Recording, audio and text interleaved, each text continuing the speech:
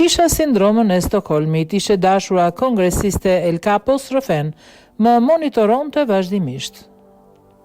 Lucero Sanchez, e njohur ndryshe si La Capotiputada dhe ish partnerja e bosit famkeq të drogës, Joaquin El Capo Guzman ka rikthyer vëmendjen mediatike pas deklaratave të saj të fundit në një podcast meksikan.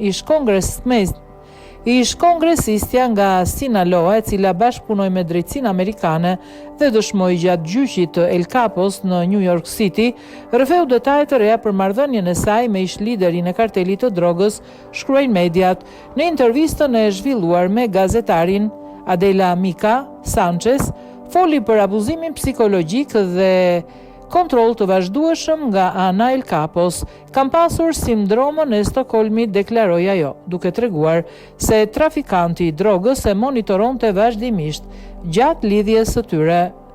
Lorenzo Sanchez kujtoi gjithashtu rrugtimin e saj personal, që nga periudha kur punonte si parukiere dhe njohu El Capon deri tek hyrja në politikë dhe zgjedhja e saj në vitin 2013 si përfaqësuese shtetërore në Kongresin e Sinaloas.